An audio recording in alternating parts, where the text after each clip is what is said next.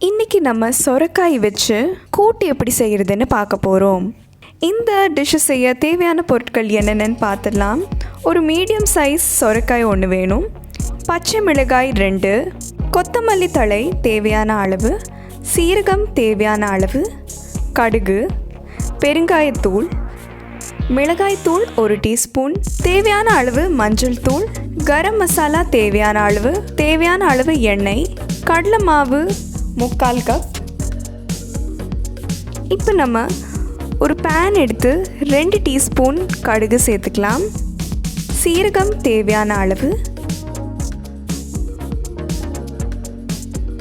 பெருங்காயம், மஞ்சள், கட் பண்ண பச்சை மிளகாய், இந்த எல்லா இன்க்ரீடியன்ஸையும் 2-3 நிமிஷம் வரைக்கும் வதக்கிக்கோங்க.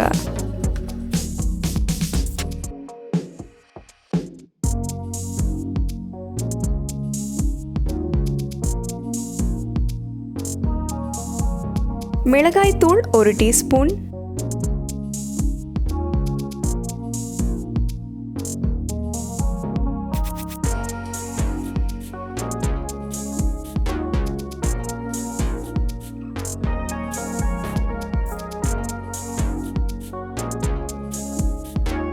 இதை நம்ம நல்லா மிக்ஸ் பண்ணதும் தேவையான அளவு உப்பு சேர்த்து லோ ஃப்ளேமில் 5-7 நிமிஷம் குக் பண்ணிக்கலாம்.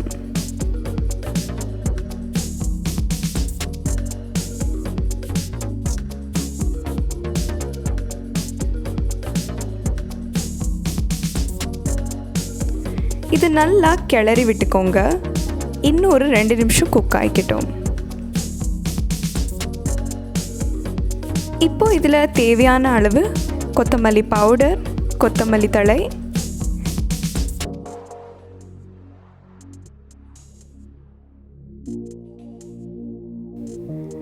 தேவையான அளவு கடலை மாவு சேர்த்து தரோவாக மிக்ஸ் பண்ணிக்கோங்க.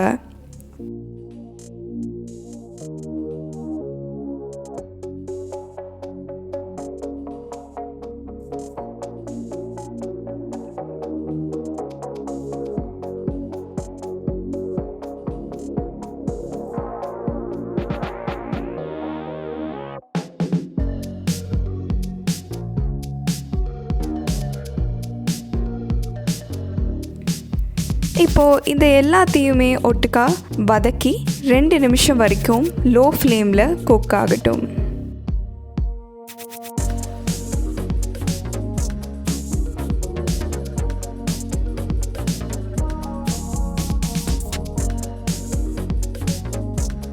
இதோ டேஸ்டியான யம்மியான சொரக்காய் கூட்டு தயாராகிடுச்சு.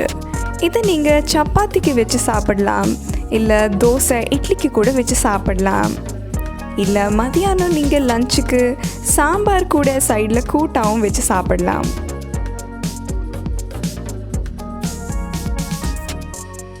இந்த டிஷ் பற்றி நீங்கள் என்ன நினைக்கிறீங்கன்னு கண்டிப்பாக காமெண்ட் செக்ஷனில் சொல்லுங்கள்.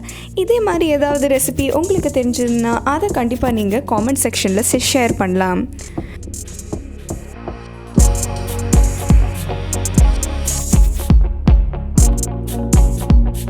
இந்த வீடியோ உங்களுக்கு பிடிச்சிருந்துன்னா மறக்காமல் லைக் பண்ணுங்கள். சமயம் தமிழ் சப்ஸ்கிரைப் பண்ணாதவங்க மறக்காமல் சப்ஸ்கிரைப் பண்ணுங்கள்.